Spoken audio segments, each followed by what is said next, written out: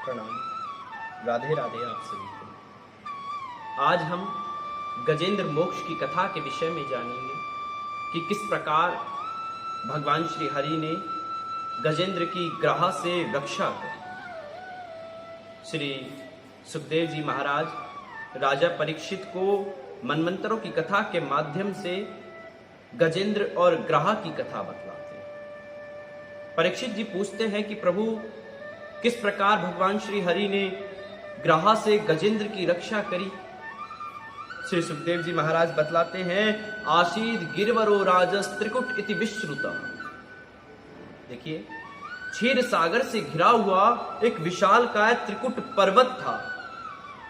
सिद्ध चारण गंधर्व वहां पर विहार करते थे। अनेकों पर्वत वृक्ष लताओं से वह पर्वत और भी अधिक शोभायमान प्रतीत होता था। वहीं पर एक गजेंद्र अपनी हथनियों और अपने बच्चों के साथ निवास करता था और वो इतना बलवान था कि उसकी सुगंध मात्र से सिंह आदि हिंसक प्राणी भाग जाते थे। एक दिन गर्मी में दोपहर के समय गजेंद्र को प्यास लगी। वो अपनी हथनियों और बच्चों के साथ पास ही सरोवर में जल पीने के लिए गया। अमृत रूपी जल का पान किया। तत्पश्चात गजेंद्र सरोवर में मृत्यु रूपी ग्रह को भूलकर बच्चों के साथ हथनियों के साथ क्रीड़ा करने लगा। देखिए, जो गजेंद्र मोक्ष की जो कथा है वो आपकी और हमारी कथा है।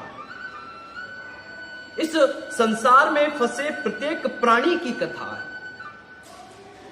गजेंद्र हम स्वयं हैं और सरोवर क्या है? ये संसार, समस्त संसार सरोवर के समान है। और ग्रह कौन है? ये काल जो है वो ग्राह है।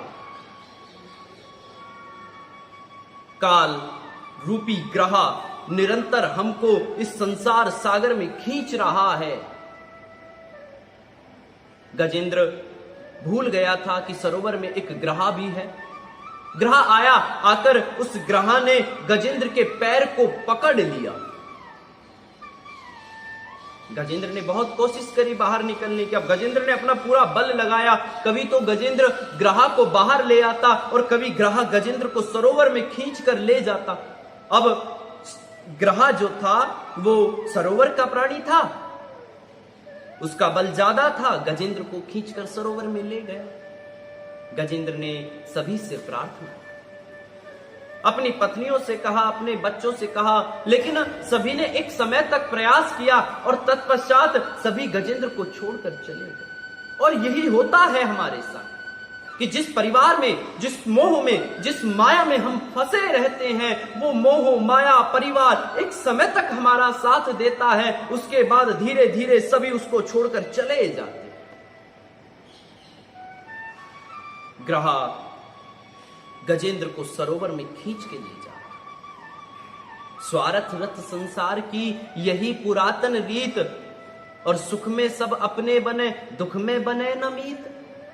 ये जो संसार है ये स्वार्थी है। सुख में लोग बाग अपने आप आपके पास आते हैं, आपका मित्र बनने की चेष्टा करते हैं, मित्र बनते हैं, लेकिन जैसे ही छोटा हो या बड़ा हो, यदि दुख का समय हमारे समक्ष आता है, हमारे सामने दुख की घड़ी आती है, तो वो ही लोग हमको छोड़कर दूर चले जाते हैं। ये सभी के साथ होता है। आप स्वयं भी महसूस कर सकते हैं इस चीज को। आराम के साथी क्या क्या थे, जब वक्त पड़ा तब कोई नहीं, सब दोस्त हैं यहां मतलब के, दुनिया में किसी का कोई नहीं। सब अपने मतलब के यार हैं, अपने मतलब के दोस्त हैं। इस दुनिया में परमात्मा के अलावा और कोई हमारा नहीं है। परमात्मा की भक्ति ही हमारा सब कुछ है। अनेक दिनों तक गजेंद्र और ग्रह का युद्ध चलता रहा। लड़ते लड़ते जब गजेंद्र शिथिल पड़ गया और कोई सहारा नहीं दिखा, तो पूर्व जन्म के स्मरण से गजेंद्र ने भगवान की स्तुति करी है। ओम नमो भगवते तस्मै यत् एतच्चिदात्मकम पुरुषा यादि बीजाय परेशा या भी।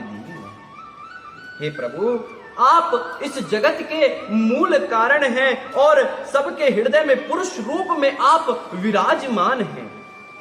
इस संसार में आप ही के द्वारा चेतना व्याप्त हो रही है। हे भगवान, मैं आपको नमस्कार करता हूं, मैं आपका ध्यान करता हूं। गजेंद्र ने किसी का नाम नहीं लिया। अब और अन्य जो देवता थे वो नाम के अभिमानी थे। सबने सोचा हमारा नाम नहीं लिया तो हम क्यों बचाएं जाकर। लेकिन प्रभु श्री हरि नाम का कोई अभिमान। प्रभु भोजन की थाली पर बैठे थे।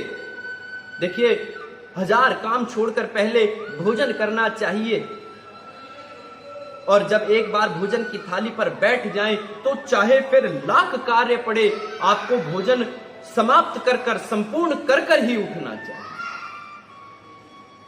भगवान श्री हरि भोजन की थाली पर बैठे और जैसे ही गजेंद्र ने पुकार लगाई, भगवान श्री हरि भोजन की थाली छोड़कर जाने लगे। माता लक्ष्मी ने रोका, प्रभु रुकिए, आप कहां जा रहे हैं? हाथ पकड़ कमला कहे, कहां जात हो नाथ, और हाथों कमला ने सुनी थी सुनी गजराज।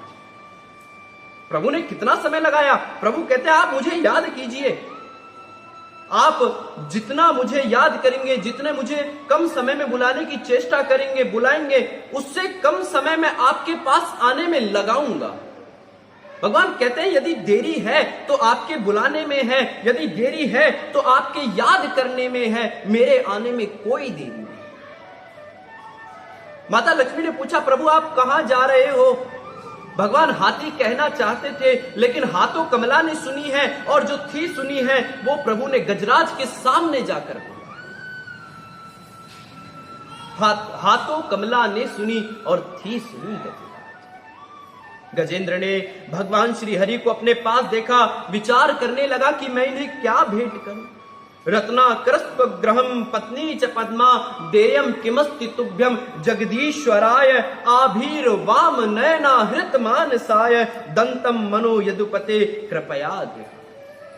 हे प्रभु, यदि मैं आपको रत्नाकर भेंट करूं तो रत्नाकर तो आपका निवास स्थान है, और यदि मैं आपको धन संपत्ति भेंट करूं तो धन की अधिष्ठात्री माता लक्ष्मी आपकी पत्नी है।